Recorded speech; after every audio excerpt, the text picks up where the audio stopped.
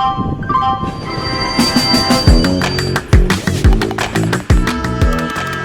is a podcast by the News Minute, and you are listening to South Central. Hello and welcome to South Central, a TNM podcast where we put the South at the center. I'm Dhanya Rajendran, your host, and joining me in the studio is not my regular co-host Pooja Prasanna, but it is our Karnataka Bureau Chief Anisha Sheth. Anisha, welcome to the show. Hello. Okay, so Pooja is in Hyderabad. In fact, I too was in Hyderabad. My interview with K. Kavita is out. Pooja is doing more interviews. We're doing stories on data centers, on SIR excise, which is just commenced in Telangana. So do watch out for all these stories. And before we go to the headlines, a reminder as always, South Central drops every Friday. This is a podcast where we discuss headlines from South India and we deep delve into two topics. Every week we have guests, mostly journalists. We never invite politicians. Should we? You tell us. Write to us at southcentral@thenewsminute.com. And don't forget, we are a media house that does not take money from corporates or politicians or political parties. We leave it to you to take subscriptions and allow us to run this organization. So take a subscription or contribute to South Central. Anisha, the headlines. Okay, let's get on with it. We'll start with Tamil Nadu. Environment clearance for brigade housing project in Pallikaranai revoked. So the State Environment, this is a mouthful, the State Environment Impact Assessment Authority has revoked the environmental clearance granted to Brigade Enterprises for its proposed residential project in the Pallikaranai marshland. The Pallikaranai marshland is a Ramsar wetland site, by the way. So the cancellation comes after the authority found that the company started construction without obtaining mandatory approvals from the wetland authority. No, actually the authority didn't find. This whole thing was exposed by the NGO, which is Arapur Ekam, during the DMK's time. And there was a lot of demand that this project has to be cancelled. There were accusations that somebody in the government clearly took bribes for this project to happen. So after the Vijay government came into power, they have cancelled it. Moving on. Aging population could push Tamil Nadu deeper into debt trap, TVK government's white paper. So the Tamil Nadu government's white paper on state's finances has flagged a rapidly aging population as a major threat to fiscal stability. It is warned that rising healthcare and social security demands, along with a shrinking tax-paying workforce, could aggravate an already worsening debt situation. No, I think we must have a South Central on these white papers and how they are political weapons really, because a white paper of the TVK after a few years or of the Congress in Kerala after a few years is not going to look any different because the measures are continuing, right? And I think all these white papers again are absolute numbers. They're not showing you when debt is increasing, how is development going on. It's a very political weapon really. I think we must have a proper discussion about it later. That actually sounds like a good idea because we really should know how they're arriving at these calculations and, whether they're flattening out any complexities. Okay, next we go on to Kerala. Kerala toddler death. High Court questions inaction on grandmother's complaint.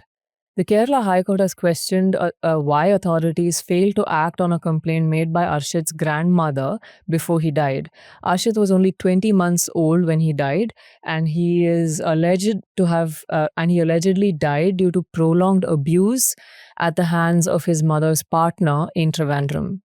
So, for those who have been following the news, Arshit was assaulted very badly by his stepfather or his mother's partner, and he died on May 29th. So my colleagues Harita John and Azifa Fatima, a few days after all the coverage died down, they decided to go back to the story. That is when they found that the grandmother on May 3rd, which is 26 days before the child died, had called the child protection unit.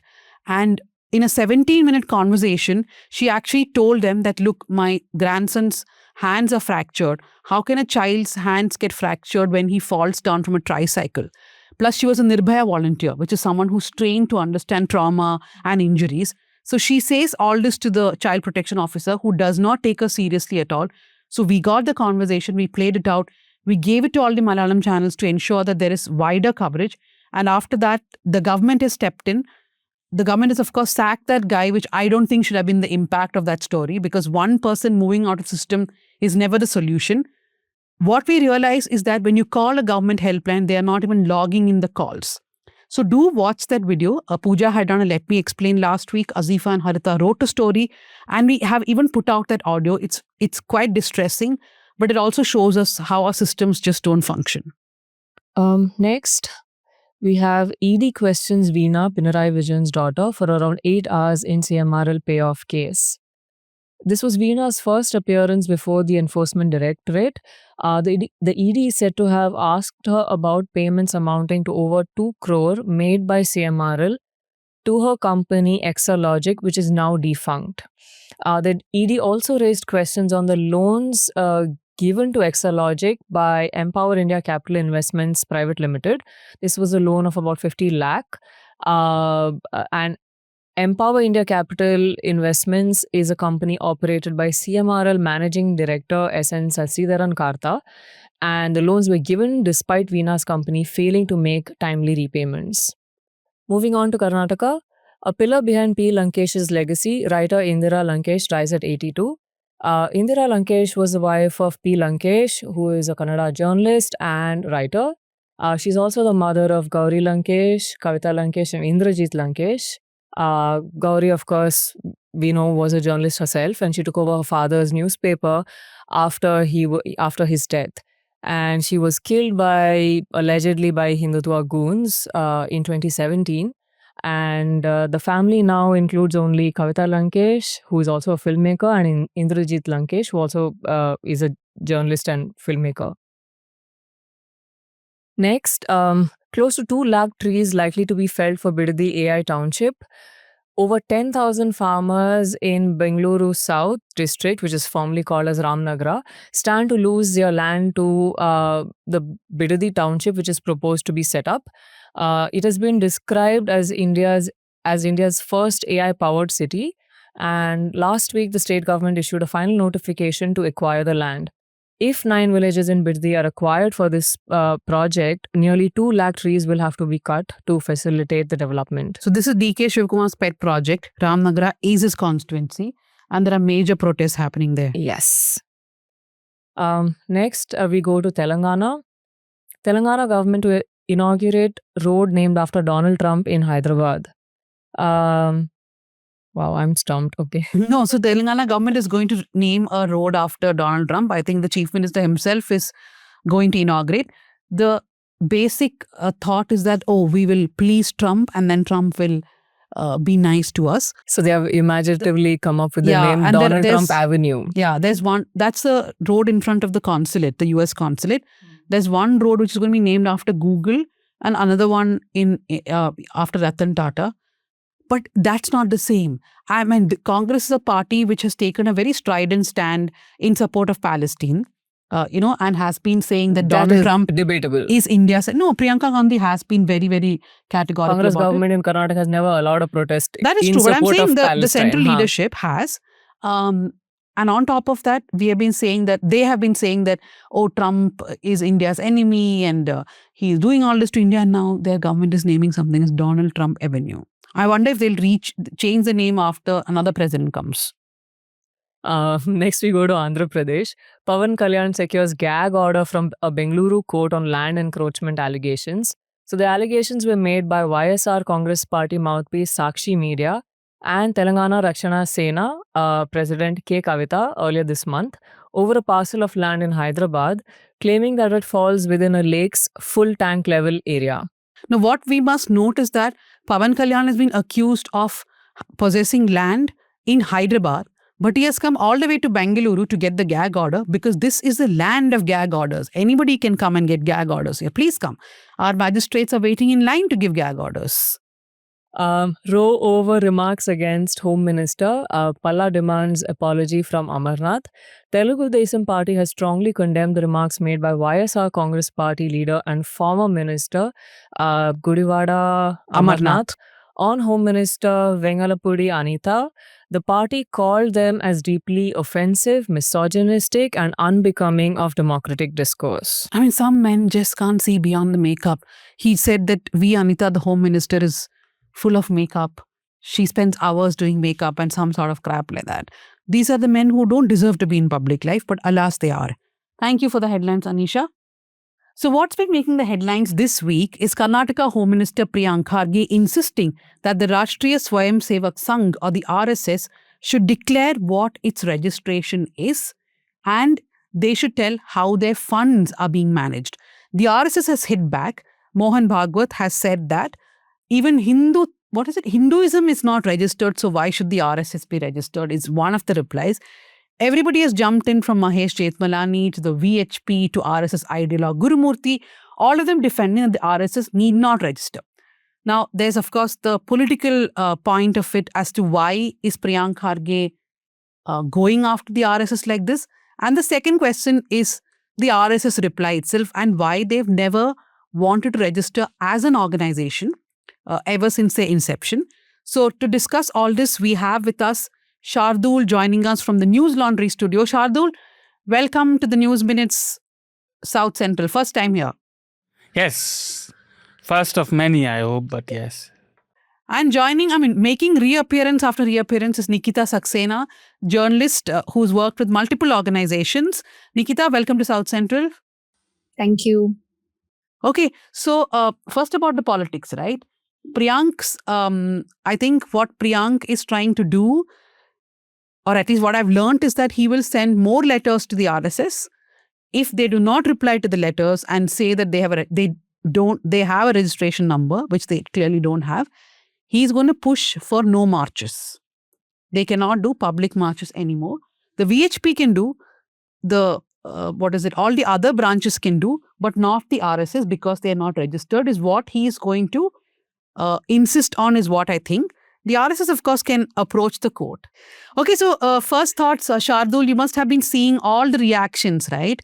From Mohan Bhagwat to the VHP, everyone else.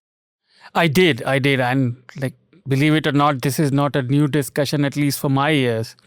But it was always in a different tone than in this life, and especially by a political actor like Priyank Kharge, who is not without a name, let's just say that. But besides who's making noise, I personally am always interested in things when people give arguments for not following the norm, so to speak. Like an organization generally registers and RSS hasn't. And their argument that their body of individuals, and in my head when I read that was, body of individuals are like RWAs, like Uncle G's. Is that what we're talking about? Because RSS is big. And for those who don't have context, I grew up in RSS. So I am very familiar with everything that goes on every day. It is a functional and organization with hierarchy, which says, and as far as I understand, has its finances completely transparent for auditing, as they say. So I don't see a reason for not registering. But I was wondering, if they went to register, what would they register as? As an NGO? And the comparison you say of Hinduism, which is again a misnomer, there is no such thing. That's not comparison, because that's personal belief system. RSS is not personal belief system of any kind. RSS is a specific voluntary organization which claims to work for cultural reasons of Hindus and Hindu benefit and blah, blah, blah, all that. But I don't see a reason for not registering. And another argument that it hasn't been registered till now, so why now? That doesn't make sense. What was true yesterday may not be true tomorrow. So many things have changed. Especially they make the argument, which I also read in the piece you guys wrote, right? And a couple of other pieces, but that we were registered, we started our operations in 1925 before independence, and governments have dealt with us. So why register now? But that doesn't make sense. It has nothing to do with what's happening today. So many things have changed, and with time they should also change. I mean, they have first name basis access to the heads of the state in this country. And of course, our prime minister is an ex-pracharak. He lived his life for decades as a pracharak.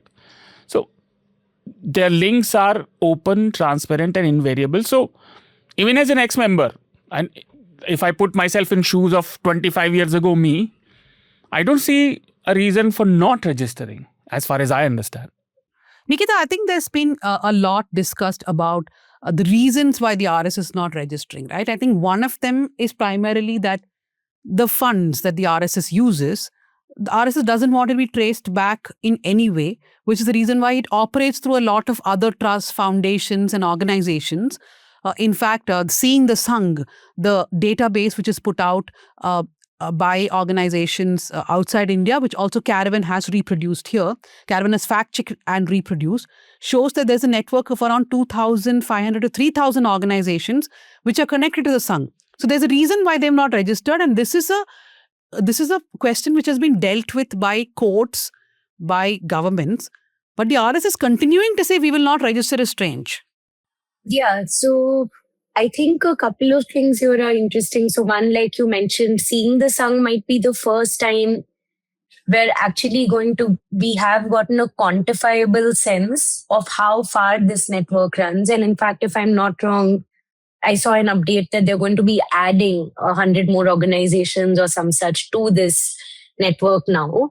And there's a very interesting point that Felix Padel, one of the researchers associated with the project, makes in an accompanying piece that they wrote for the Caravan, which is that when you think of this organization, and I'm paraphrasing here, but when you think of this organization as vast, not only do you, of course, miss the connections that might otherwise be visible, but you also tend to think of them as being larger than they are. So that's just on the hydra-headed nature of how the Sangh operates and how it works both ways, which is that it means we miss some connections that we might otherwise see in how political, cultural systems are operating, but we also might run into the dangers of exaggerating their influences or giving into the myth of them being present everywhere if we are not to quantify how big this network is.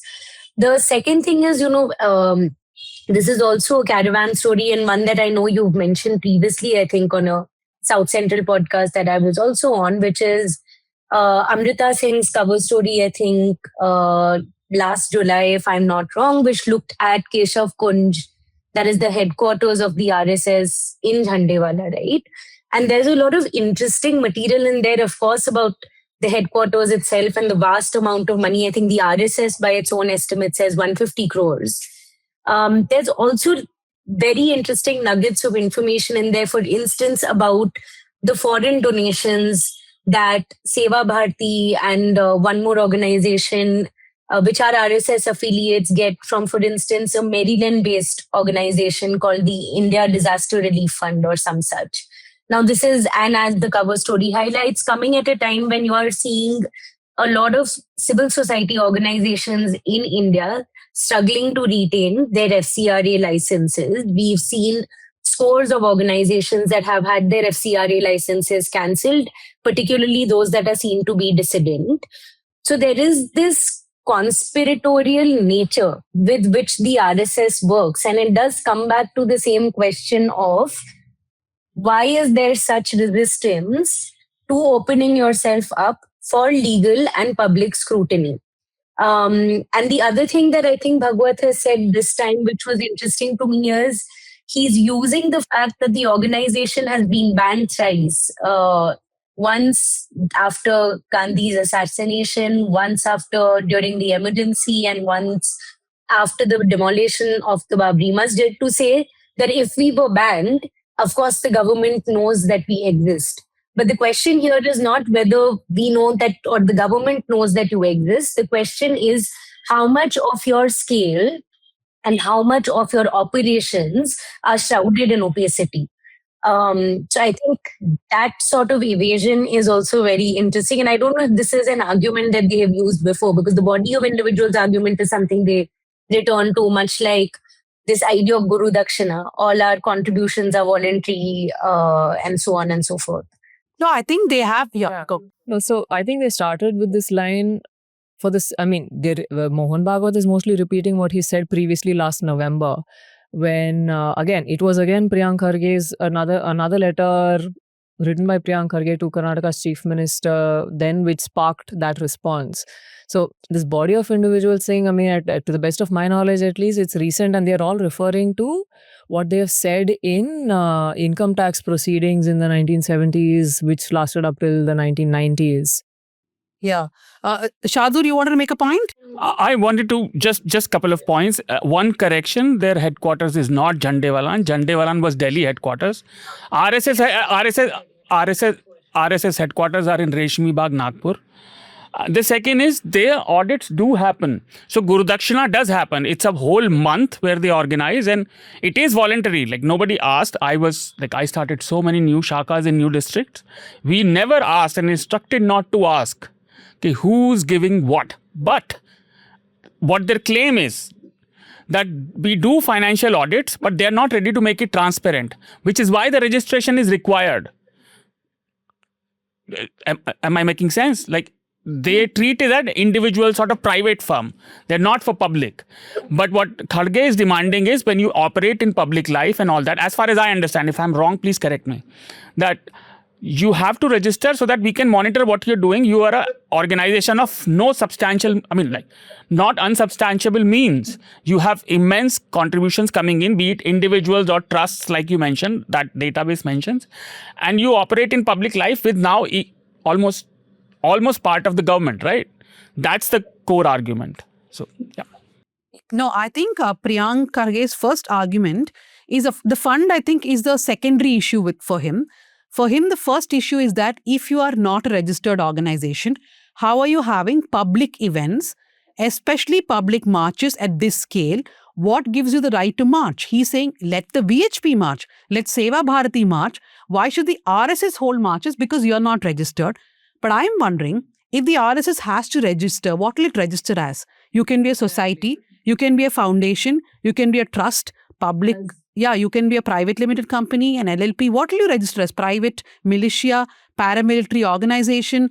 What will you register as? Because if you're a society or a trust or a foundation, you must make clear what are the goals, intents, etc., right? And then you can't go beyond that. So can you say a weapons training, arms training, lathis or distribution of lathis or public marches is my intent? I think there is also a problem of what will your society charter say, which the RSS has to deal with, right? So Priyank, I think the main focus is the marches, Shardul. It is not, the funds are secondary as far as I understand.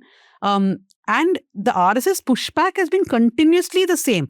In fact, it is only now that Mohan Bhagwat has sort of changed the line saying that Hinduism is not registered, so why should I register? Which I thought was a ridiculous argument. Like, I think Pawan Khera, the Congress leader, was right, saying that tomorrow, okay, I am a Hindu. Can I say I will not register the News Minute?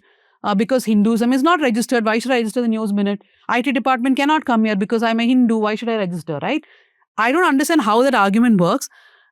Yeah, you want to add something? Yeah, so the interesting part is, if you go through the things that the RSS has said, when income tax proceedings and the Charity Commissioner of Maharashtra sought responses, they claim two different things in front of two different people, and all at the same time, in the same decade, in the same cases. So in front of the Bombay High Court, the RSS once claimed that it is a charitable institution. And then in front of the Charity Commissioner, it claims that it is not a charitable trust, but it's a political institution.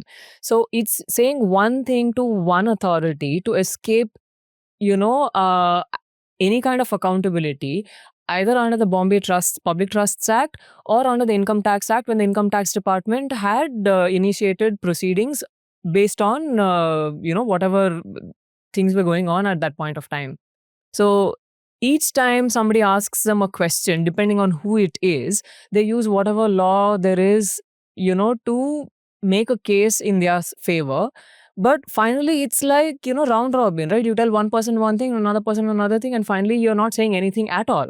So then what is the RSS? Is it a social organization, cultural organization, political organization? But I think the excuse that is most used for the RSS not to be under any scrutiny is that they do very good work. All these interviews, all these justifications they put out, people are saying that, oh, they have helped flood victims for decades. They have done seva. They have done all kinds of, in the education sector, they're helping tribal populations. Therefore, you must not ask questions is one line which even Mohan Bhagwat has taken now. Your thoughts, Nikita?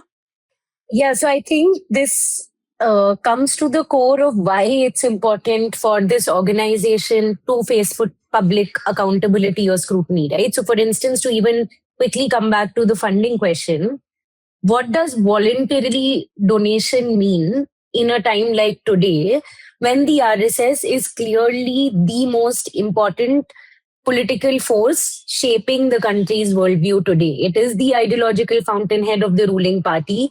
We have had folks from the RSS being diffused in all kinds of powerful positions in the country today. So when we are saying voluntary, and what does it mean for this organization to not be registered? So how do these funds get scrutinized?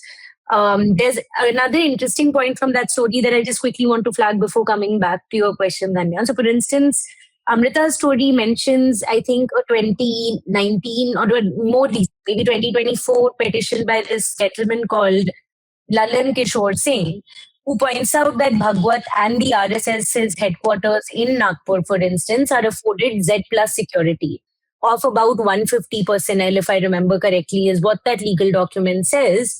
And he estimates the cost for this to be about 125 crore. Now, previously, in the case of Z plus security for Mukesh Ambani, he's been directed by the court to pay for it himself. And the question that this, petitioner raises is the government paying for this? Is the RSS paying for this? If the government is paying for this, this is public money going into their security. Why is it going to an entity that we don't even know? I mean, as far as their legal status is concerned, doesn't even exist. And if they are paying for it themselves, then we don't know where the funds are coming from. So to also return to this question of Seva, right? Multiple reports, and I think we're going to see reports from the TNM that are also flagging this, have shown us that historically, especially since this, I think over the 70s, when the RSS was also trying to do a rebrand, so to speak, and was trying to reach out to communities that it recognized it was not able to bring into its fold, Seva has been a way for it to expand its influence for the ultimate cause also of a Hindu Rashtra, right? So, for instance, Arnab Goswami's video, where he's talking about, I mean, a lot of the claims that he's making in that video, I think, need to be fact checked and scrutinized. But for instance, he talks about COVID relief work, right? And there's an interesting series of 3 pieces that the Caravan staff writer Sagar has done around that time. I think these are from July 20 or 2021. Where he is looking at how there were about 736 NGOs that are affiliated with the RSS that were listed, in the center's list for civil society organizations that are doing relief work out of a list of about 94,000 plus organizations. Now, this means that these NGOs are eligible for state disaster relief funds as well. Or they were, for instance, I think eligible for free food grain by the Food Commission of India. So they're using government resources. And so when Bhagwat says that we also don't need to come under this scrutiny because we're not using anything the government is giving us, it doesn't actually stand true for their base affiliates. And because this network is so opaque, so there are 2 questions. One is, what is this Seva ultimately in service for?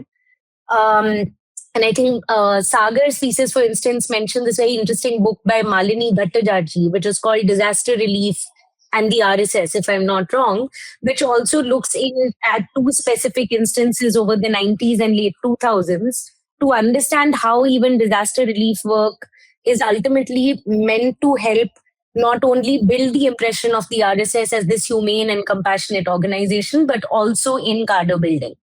So we can't see the Seva as being isolated from the goals that the organization is trying to fulfill.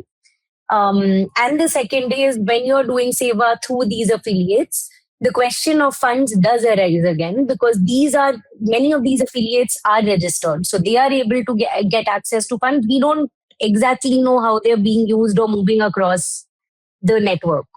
Shardul, about this whole point of Seva, that RSS does a lot of work, and the video that Nikita's referring to of Arnab Goswami, I think he was responding to this Kharge's question and said, I equivocally support the RSS. I will be the only network which says this, etc., etc. Yes. Well, what Arnab Goswami says makes no difference to me. I stopped watching TV when Kyunki Saas Bhi Kabhi Bahuti started airing. So I have been away from TV for a long time.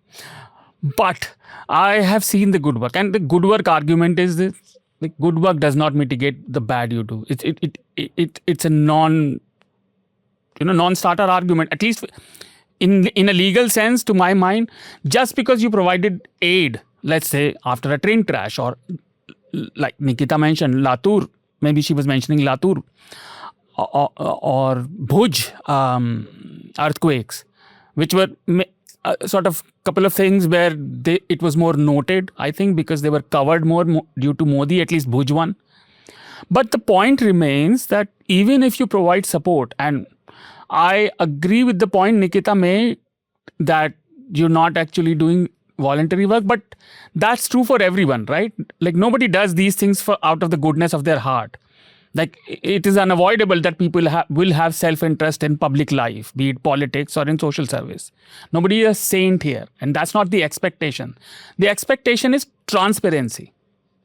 So the work you do does not mitigate, one, what your interference and increasingly more active support and aid to BJP in politics, which they did in many elections now. They admitted they did.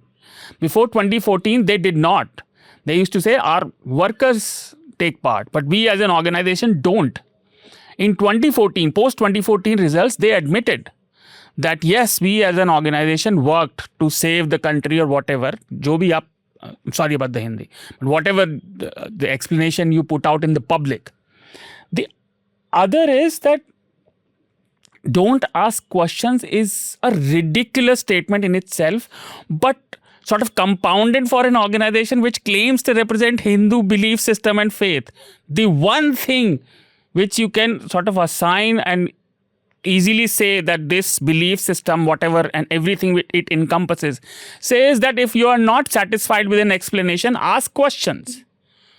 So that is again counterintuitive to my head.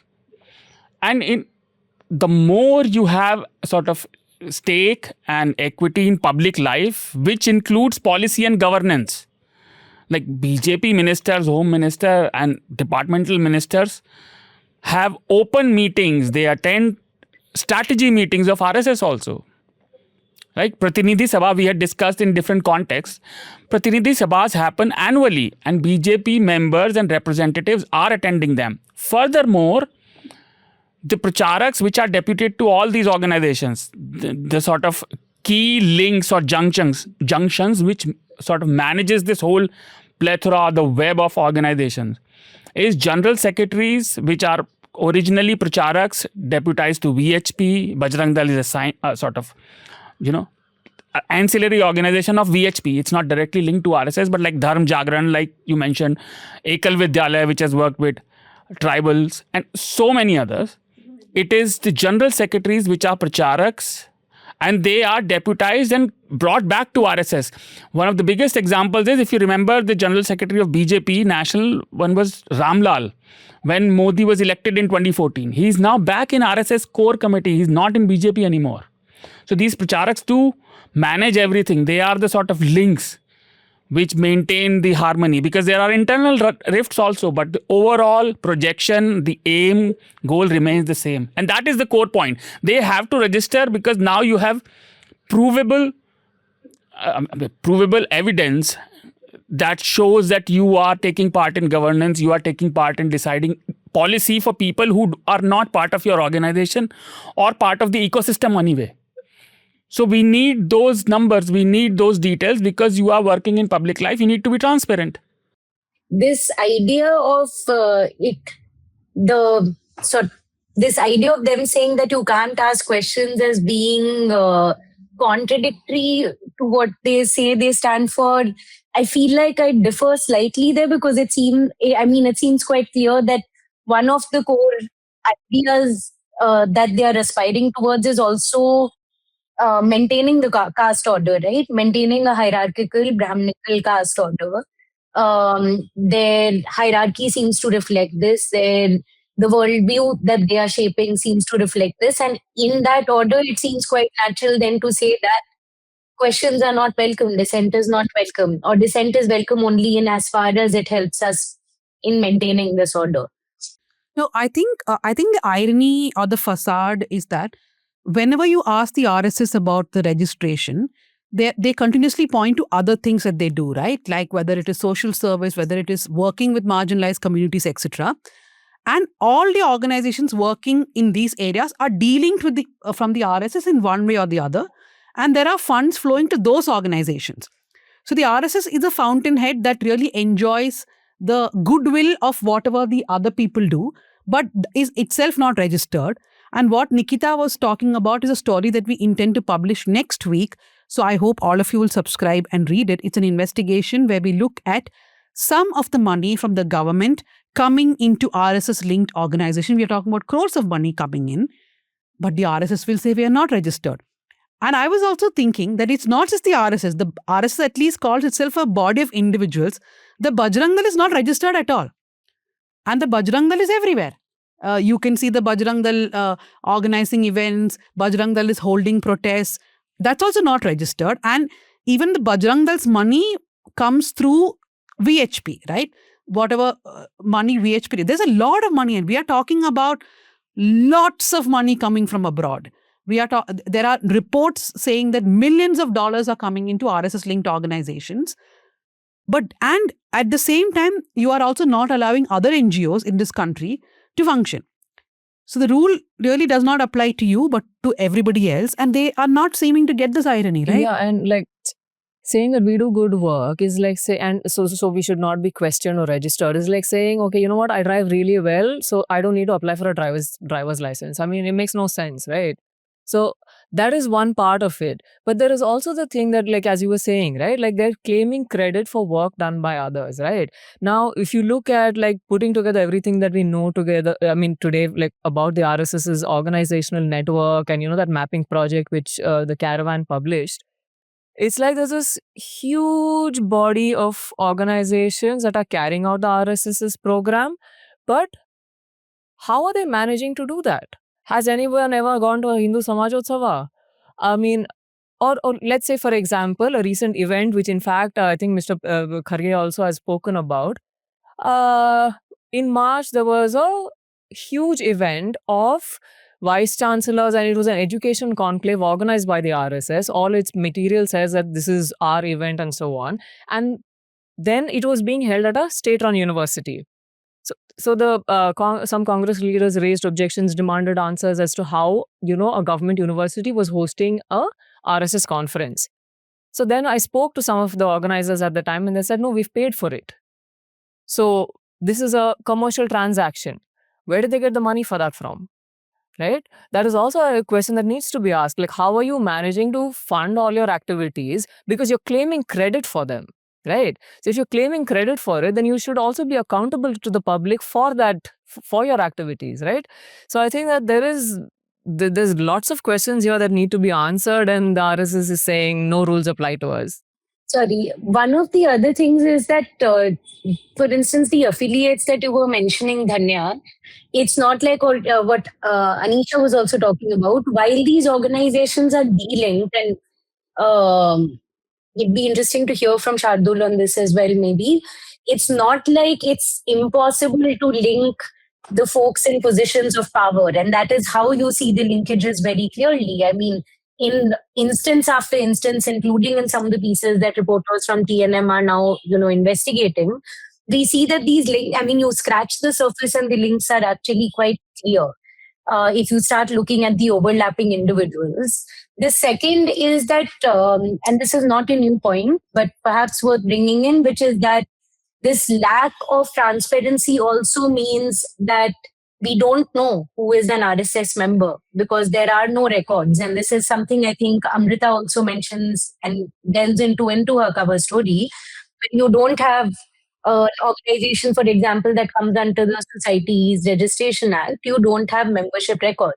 So, for instance, where we see this most clearly is the RSS's denial of Nathuram Godse, the assassin of Mohandas Gandhi, as being someone who was an RSS member, whereas the journalist Dhirendra Kejha's work and the sort of archive we dug up show that he was in fact a member up until the very last, right? So this opacity also means that it goes down to the very granular level of not knowing which individual is a member of the RSS. May I explain a bit briefly? So this is by design, plausible deniability. Like imagine it like this. You are not registered. Everybody just congregates every day like a group of friends, let's say. Somebody messes up big time, which cannot be solved by connections or by something. Then you have plausible deniability. Like we play with this guy, but we are not responsible for his individual actions. Does that make sense? That's by design. That's how I do. Yeah. That's how they do it. Yeah, it's not a bug, it's a feature. Yeah. And it happened in other cases also, but I do differ with DK Jha and Nathuram Godse. But our Newslaundry work, which I'll recommend in the end, does specify that. But that's for recommendation. No, I think there are more serious things, than just the fund. I mean, these are all serious, individual opacity, all that. But lately, we've also seen reports about how the RSS is doing lobbying abroad. Though the RSS has denied it, there is enough paper trail to now show that they have been lobbying in the US. We've also heard about how the RSS interfered even in the Flipkart Walmart deal and so many things where in governance they've played a very clear role, right? I can understand an RSS a few years ago, like till the 1970s, they were not even an entity which mattered. I mean, after Gandhi's assassination and the ban and everything, for many years they did not matter till the emergency and the new government formation, everything. But now, I mean, at that time, I can even imagine the RSS out of fear, not wanting to register, being in trouble. But in today's India, do they have to be really worried about registering themselves and being caught unless there is some new government that is going to come and be brave enough to put RSS people behind jail? No, I mean, I think, okay, this is just me thinking off the top of my head. But yeah, in a way, yes, because today so much information can be simply leaked. Okay, a couple of days ago, in defense of all the ruckus that Priyank Kharge created, Gurumurthy tweeted about the RSS constitution, right? Now, by last night, early this morning, copies of an undated RSS constitution are floating around on social media. And if the RSS is resisting registration and transparency and accountability so fiercely, it only means it has that much to lose and hide. I was just saying that we tend to see it being recast again and again as a benign organization today. And that's what, a film about the RSS is trying to do. That's what Arnab is trying to do when he delivers that soliloquy on, while he as a network believes in the RSS. And that was also interesting phrasing because he kept calling himself, I think he kept saying my network. But anyway, the thing is that you are again and again recasting. The narrative now is to recast the organization as a benign organization. And it's necessary to remember that this is not a benign organization. For instance, this is an organization that traces in its very origins a lot of violence, and where the ideology is, even when you're talking about Seva, for instance, the Seva is not non-discriminatory. So I think it's also important to remember that while it may seem like they don't have that much to worry about, we're still talking about an organization that time and time again has done things that should rightfully bring it under a lot of scrutiny and possibly even at some point action. Who knows? Sorry, Shardool, I cut you off. So what I was saying was, so Nikita had said sorry for interruption, so don't worry about that. But what I was trying to tell you that registration may create a logistical problem for them, a big one. I'll tell you why. They have pracharaks, right? What is a pracharak? Pracharak is a man who has left his home, all his family and everything, and works exclusively and solely for RSS. They live in RSS offices and they are from the bottom unit, Nagar, which is in a city, right? A local couple of colonies, to the national level, which is Mohan Bhagwat, right? Or Dattatreya Hosabale. These are all pracharaks. They do not get any salaries, but they get expenses, right? The money they spend, let's say, on fuel and everything, they have to expense it back so that expenses can be managed. If you register an organization, now you have to sort of give this hierarchy also, which till now is only internal hierarchy based on their organization. I'll give you the terms like Nagar Pracharak, uske upar Bhag Pracharak, uske upar Jila, district is a unit for city and rural area. So Jila or Mahanagar Pracharak, फिर Vibhag Pracharak, फिर Sambhag Pracharak, फिर Prant Pracharak. इस तरह से चलते हैं. These are tiers of pracharaks depending on their responsibility. But if you create an official structure, you will have to show that these people work solely for this organization and no other. Right? You will come under purview of law, I imagine. Any organization which hires people permanently for lifetime, right? They will never go back home. They will never have families. They are transferred. There is an organized system for how they work, where to assign them, right? Young ones, older ones, different state, so that people don't get too attached to people where they work. So 2 or 3 years, barring exceptions. When you register, I would imagine you need to give official hierarchy to this network of people, which you transfer in and out of the organization and in and out of the different jurisdictions of the law. And how do you expense that? How are they expensing it? So these things come into question, and I would say that's why they resist. The other reason is it took them 16 years to decide from knickers to pants. With internal discussion, 16 years. I was in RSS when the knickers debate started. I had gotten divorced after leaving the organization long ago. The pants weren't decided. So they take a very long time to decide minor things. So I would imagine there is a lot of resistance inside, and they don't like to do it, through top diktat internally. So that's a thing.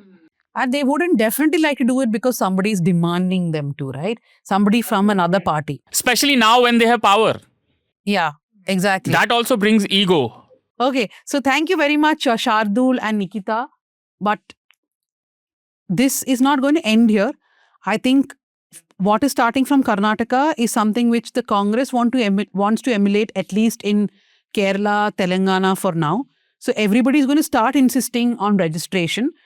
Also because they are seeing that even the vice chancellor thing that you said, that is happening in Kerala also, where we saw 3 major vice chancellors attending an RSS event. So this discussion is not going to end. Watch out for our story next week. Thank you for joining, Nikita and Shardool. Thank you for having us. Thanks for inviting me for the first time. Can a song incite violence? Can lyrics cause murder? That's something what Kunal Purohit, journalist and author, has been researching for many years now. Kunal has written a book on Hindutva Pop, and today he joins us.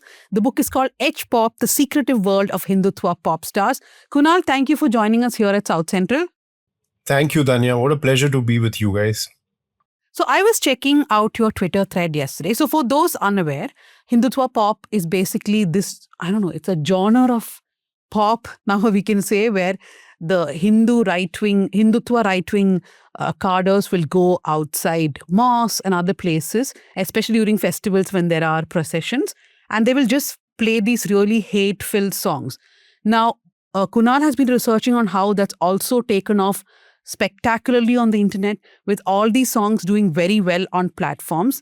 And in his book, he actually recounts songs from various states of India. I think Karnataka and Telangana, if I'm not mistaken, also feature songs from these places. So Kunal, yesterday you wrote an entire thread about how a lot of these platforms are allowing this hate-filled content to be accessed by people and also to be monetized, right? Take us through that. So essentially, Dhanya, you're right. Over the last few years, we've seen this genre of music emerge. And first it emerged from rural areas and semi-rural areas. And now it's firmly in our cities. It's in the big towns and metros of the country. I live in Mumbai, and outside the airport last year, I found that H-pop songs were blaring and being played in rallies. So it's now no longer a subculture or a genre which is only found in distant rural India. It's firmly a part of the country's sort of soundtrack in some ways. What we've done essentially with this study that I did for the Center of Study for Organized Hate, which is a Washington-based think tank, was to try and essentially have a comprehensive first ever compilation of all H-pop songs that exist on the internet and link it to what big tech is doing to this country and to our social fabric, right? So what we essentially did was four big platforms: YouTube, Meta, Spotify, and Apple Music. We essentially just looked at their own hate speech policies and the norms that govern what goes on those platforms.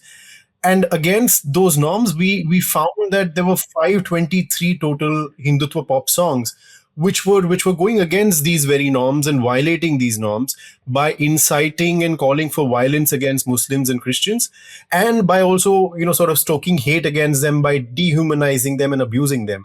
So that's 523 songs across these four platforms, and we sort of also looked at multiple things. We looked at how popular these songs were. So to give you an instance, on YouTube alone, we found that these songs were heard more than, I mean, nearly 200 million times, so more than 198 million times essentially. On Instagram, we saw that there were more than 6 million reels that were created using these songs, and each reel will then have its own sort of amplified impact and be seen by a number of people. But 6 million reels alone.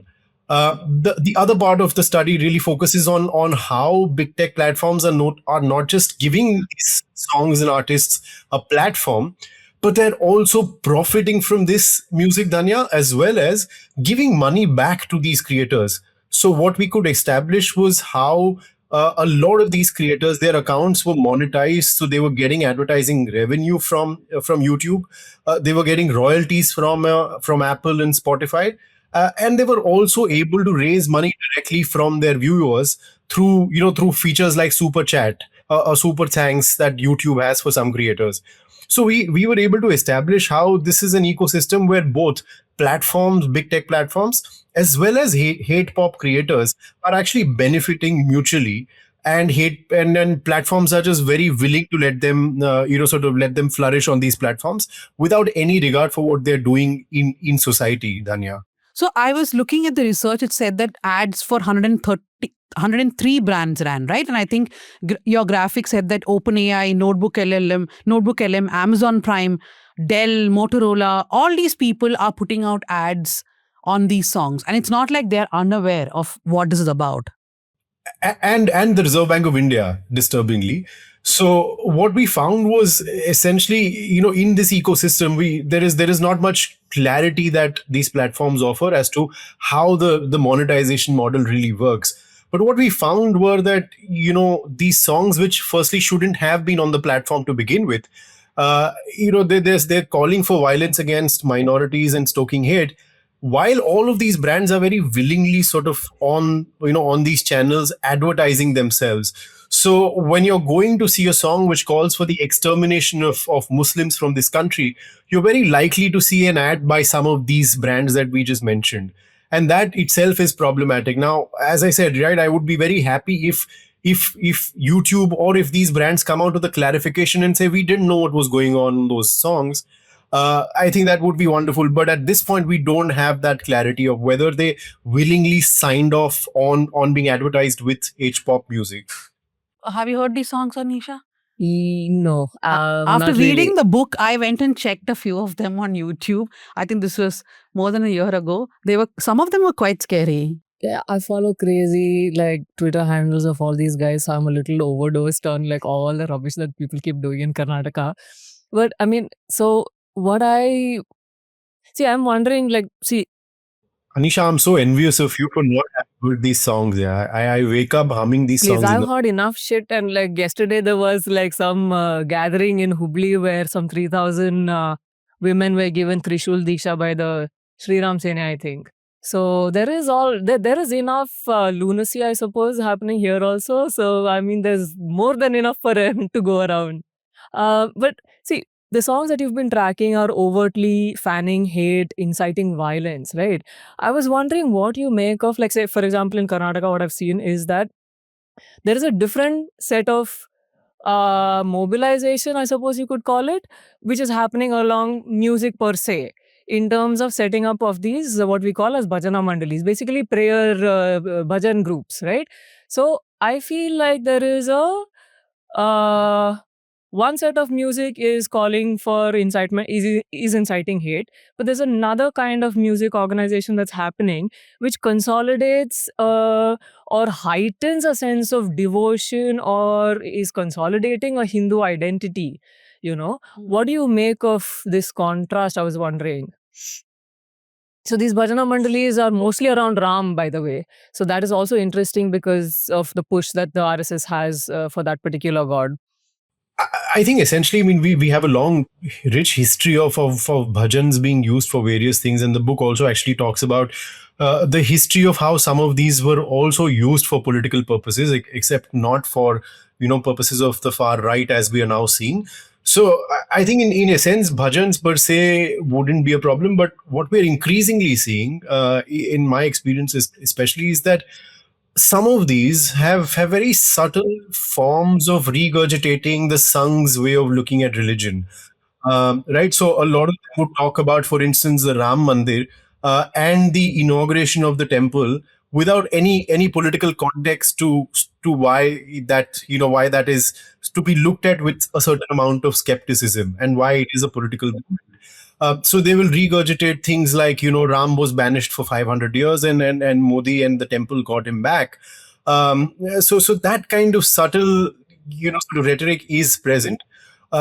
Interestingly, what you mentioned is we're now seeing a slightly more upscale version of that, Anisha. I don't know if you've heard of these bhajan clubbing events that are happening, where so we're essentially seeing again them also sort of appealing to the same section and saying that we're actually just singing devotional music which is about Hindus, but a couple of things there, right? They're again singing those songs which were specially created around the consecration of the Ram temple 2 years ago. So they sing and perform those very songs which say, Lord Ram is back and so on and so forth.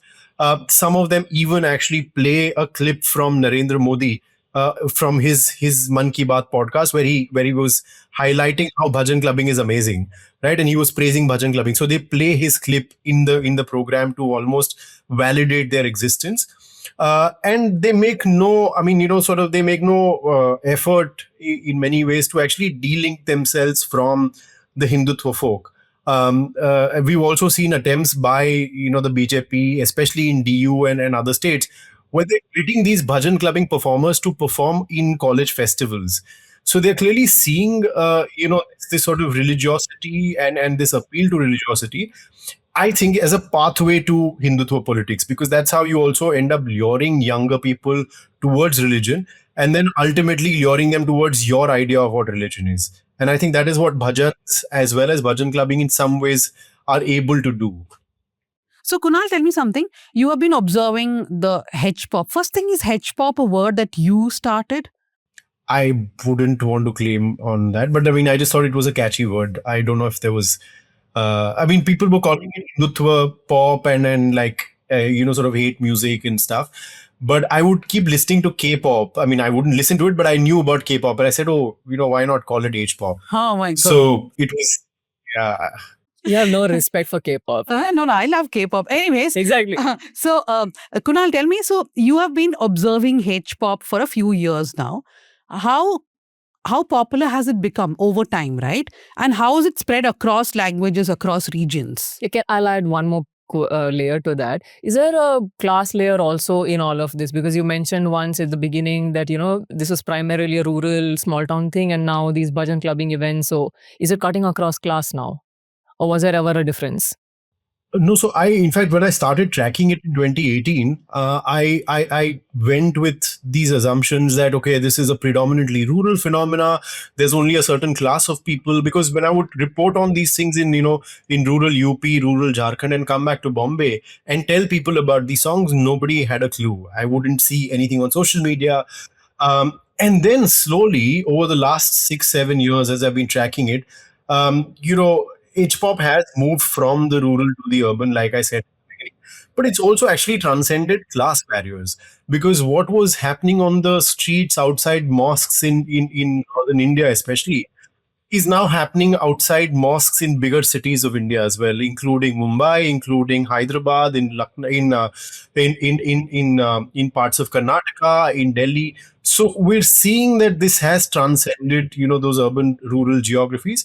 In terms of class, also it has now transcended those class barriers because as I said, right, it's done is now it's also being played in college festivals, in colleges here. I mean, I was horrified when the Cricket World Cup that happened a couple of years ago. H-pop was played in the Cricket World Cup, and I mean, if you guys remember, I remember the tickets were exorbitant. So that it's only a certain class of people in India who were able to afford those tickets. And when H-pop was played in the stadium, they were singing along while it was played. So what it essentially tells you is that it's been able to create a broader appeal across class and geographies. And you are saying that across language also it's spread, right? Now, can you tell us a few examples that you have tracked where it has had real life implications because of the calls for violence? I mean, essentially, Dhanya, the book began with with me reporting on a real life incident where there was a Muslim boy of 20 years who was lynched by a Hindu mob in a place called Gumla in Jharkhand. When I visited that many months after the incident, and no news report had really pointed to this thing. The only thing that we knew about this lynching was that it had happened on Ram Navami. When I went back to that place to understand what had happened, what I found was that there was a Ram Navami procession. This is again 2017. And the Ram Navami procession started playing songs which called for Muslims to be attacked. Something to the line of Topi wala sir jhuka ke Jai Shri Ram bolega, right? And other songs which called for Muslims to be attacked because they were targeting Hindu girls and so on. This procession, once the procession finishes and some of the men are going back, these men spot this Muslim boy talking to a Hindu girl, right? So 2 hours ago, they're dancing to this song which calls for Muslims to be exterminated because they're targeting Hindu girls. And then these men find a Muslim boy standing and chatting with a Hindu girl. And what they do is they drag him to the nearest street pole they can find, they tie him, and then they lynch him to death. So that was actually my introduction to this world. We've seen this happen multiple times over in Khargon. We've seen this happen in Barech, in UP, where essentially Hindu processions are passing through sensitive, communally sensitive areas or areas which predominantly Muslim population stand outside mosques or outside areas where Muslims stay, and then they play songs which are essentially abusing and dehumanizing Muslims. I've understood that the trick essentially is to get to provoke a reaction from the Muslim side. And once that reaction comes, it then becomes a full-blown, riot or a clash. This also happened in Mumbai, by the way, in 2023, where again a Ram Navami procession, sort of stood outside a mosque in this place called Malad, played a song which essentially called for Hindus to wage a war against, adharmis or people who were against Hindu religion. And that provoked someone from the Muslim community to throw a chappal, and then it became a clash. So there are multiple instances where this song has been able to trigger that kind of violence. But I think, Dhanya, I mean, more than that, I think what it's also doing is psychologically normalizing the rhetoric of hate. What it essentially tells you is that it's okay to think of Muslims as people who are harming Hindu traditions, as harming Hindus, as people who need to be exterminated or driven out. That's the kind of rhetoric that it's constantly sort of normalizing in your mind. And what music does is music doesn't restrict itself to a political space, right? So it's not that you only go to a rally and you listen to these songs. These songs are playing everywhere. They're playing in your home, they're playing in your car, they're playing in a shop, and sort of that normalizing, chilling effect is what is very, very problematic for us as society. I want to ask about the big tech, right? So even in your book, you have written about, in several articles also afterwards, about how many of these videos are on YouTube and there are millions of people watching. Has there been any communication from the big tech companies saying that they are concerned. Like, for example, when we talk about how videos are taken down, like there was one time when a lot of videos of journalists were being taken down because of random complaints. And when we started voicing our opposition, big tech reached out to us saying that, how do we help? Has that ever happened because of your writings and people following it up? Has anyone ever asked, can we sit down and talk about how to really curb this problem on the big tech? Well, in my experience, none at all. Ever since the book is out, I haven't been reached out by any of these big tech platforms.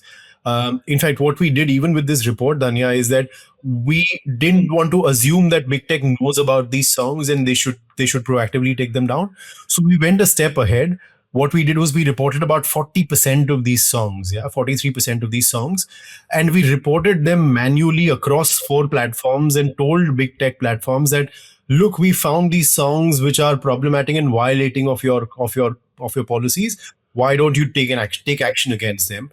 And we gave them 6 months, right? Not a few days, not a few weeks. We gave them 6 months to act against it. And what we found at the end was that only 8% of the songs were taken down. So what is very clear then is that it's not that big tech is unaware. It is that big tech doesn't want to be taking action against these songs for whatever reasons that they believe.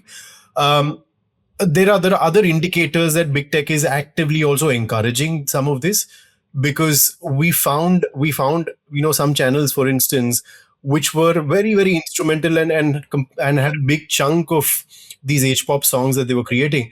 And YouTube gave that channel a Silver Creator Award for doing what it was doing, right? We found other channels, like I said, three YouTube channels consist of 40% of all the songs. So it's not as if they are, disparate sort of actors and it's very difficult to take note of. 3 channels alone have 40% of all H-pop songs on YouTube. So if YouTube wants, it can very, very easily take action against them.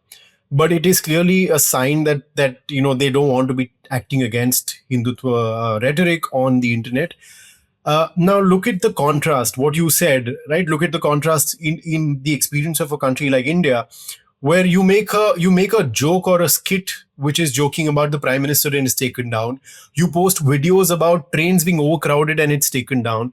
Someone posts a video about data centers and how they might be bad for the environment and it's taken down. So these same platforms are very proactive and very actively monitoring any kind of dissent, any kind of criticism against the government. But they're suddenly, hapless and unaware that H-pop exists on their platforms. So I think that should tell us why these platforms are not looking at acting against it. And I think language is an excuse that they make. I've often realized that when we complain, I had this experience of complaining about Facebook pages, not even in groups, I think a few years ago, which used to be in Malayalam. So they would upload pictures of kids.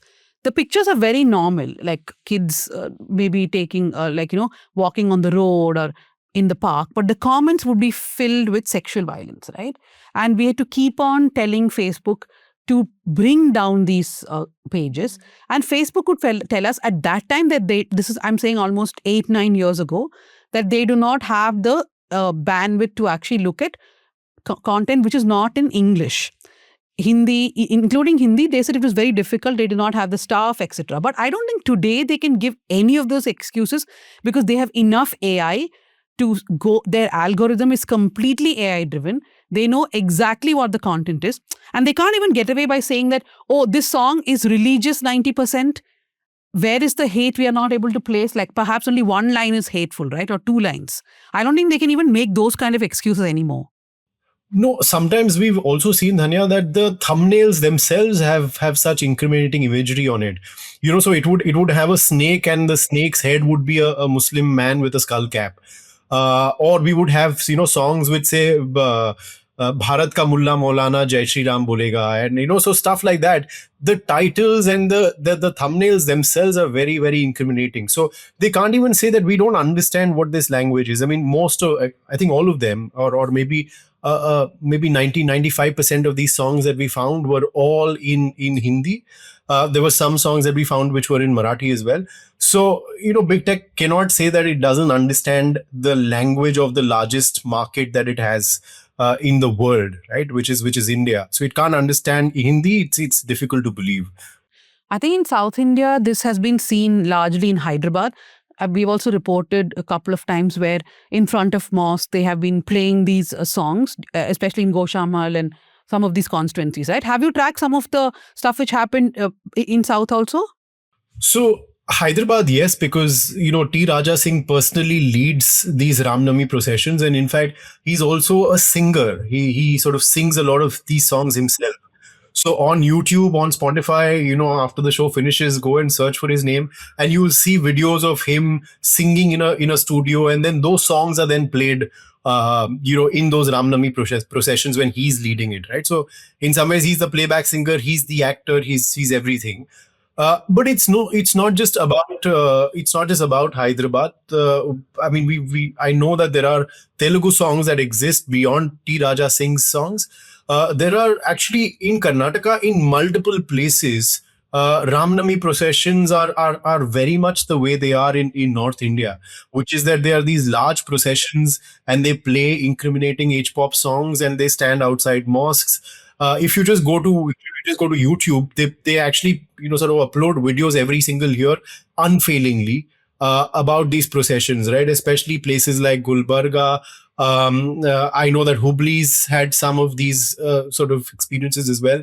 So there are these places which are again known for their Ramnami processions, and I think some of the reasons to do with it not being able to expand further is possibly because there is a non-BJP government in Karnataka.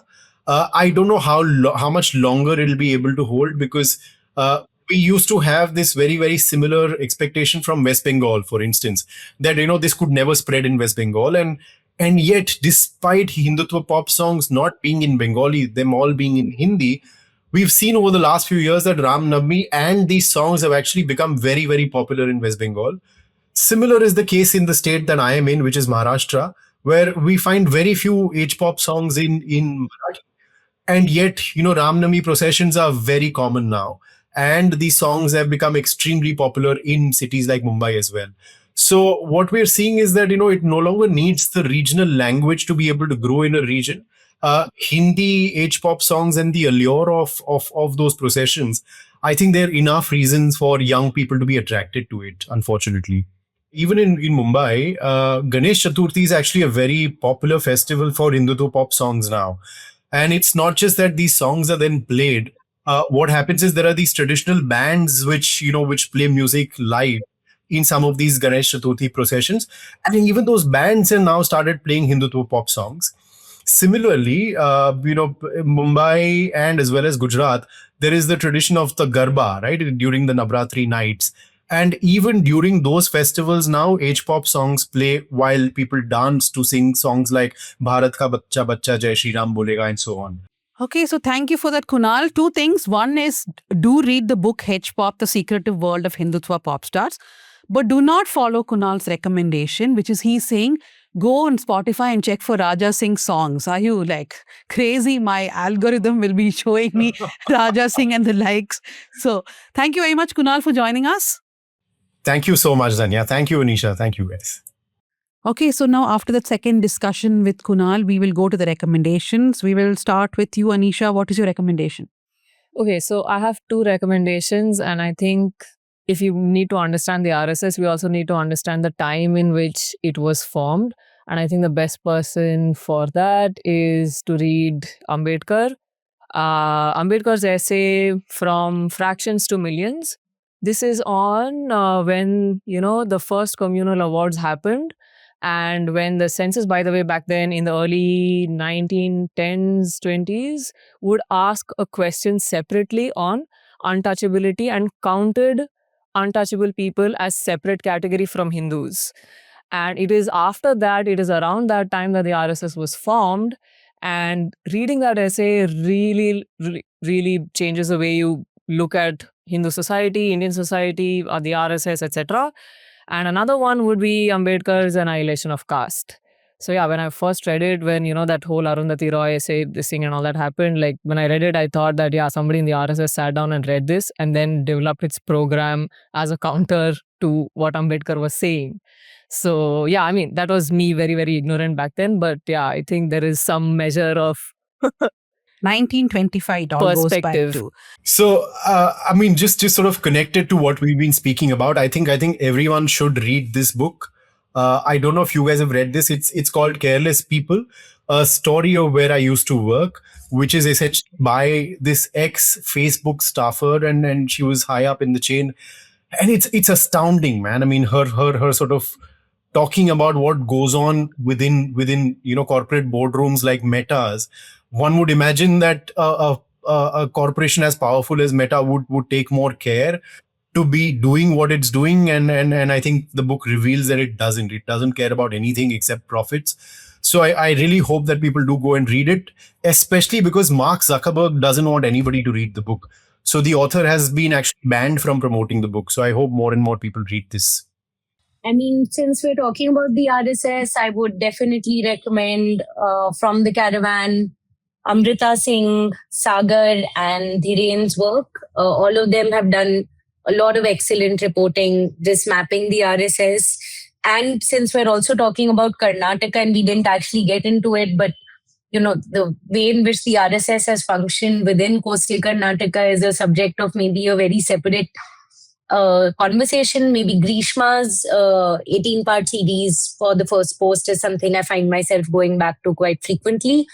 And just to throw in a non-RSS recommendation there, the Heidi Blake investigation on allegations of abuse against Andrew Tate for the New Yorker is extremely disturbing and very interesting. And of course, the News Minute has done its own separate series of articles on the manosphere. So maybe that's an associate recommendation. Shardul, you took my recommendation away. I'm going to give the same thing. Okay. So mine is one, so I already mentioned, and also a bit of a self-plug, but I recommend it to everybody who finds themselves or imagines themselves in opposed to this new regime, BJP, and the whole thought process. The reason is, and Dhanya would know, but in a different context, like while I was writing this series and I was pretty new in the profession, I had a lot of tussle with the desk. But the whole point is, if you are analyzing, let's say, quote unquote, your adversary, to deny or sort of short sell their key abilities or achievements is sort of a self goal. Like you should never ignore the capabilities of your adversary. So this is a 3-part. Let's talk about Rashtriya Swayamsevak Sangh, how it began from the very beginning, the thought process till Modi's election. Since then we've known. And I got to write it because I grew up in the organization. The second one is an interesting book I found a couple of weeks ago. I have finished it, but I want to reread it. It's The Science of Revenge, Understanding the World's Deadliest Addiction and How to Overcome It. It's written by James Kimmel Jr. It's a very interesting book that it says that revenge is also an addiction which human beings are invariably linked to. And now we've given it different forms and shapes. One of them is most known as, and we call for it as justice for the wrong done when state sort of enters the court and everything. It's a very interesting aspect and window. And he uses neuroscience, not just his argument. Neuroscience, neuroscientific facts, and like fMRI plays a lot of role in this, his arguments. And he is a lawyer personally. So very interesting book. It gives you a window into societal and individual thinking, how we think about justice and what's wrong and what's right. Yeah. So my recommendation was already given by Nikita, but I want to give the same thing. It's the New Yorker's piece on Andrew Tate's Empire of Abuse. And there are a couple of videos also they put out. It's a very shocking series about how he built his empire simply exploiting women. And as the blurb says, it's not just an empire, it's also a political force. It's also a religious force in one way. So do read that. That's it for recommendations and everything else this week. Thank you very much for joining us here on South Central. Thank you to my producers, Megha Mugundan and Jasim Ali, Ajay, who does our production, Sukanya Shaji and Ria, who does all the socials. Keep watching, keep listening, and don't forget to like us on Spotify, Apple, etc., etc.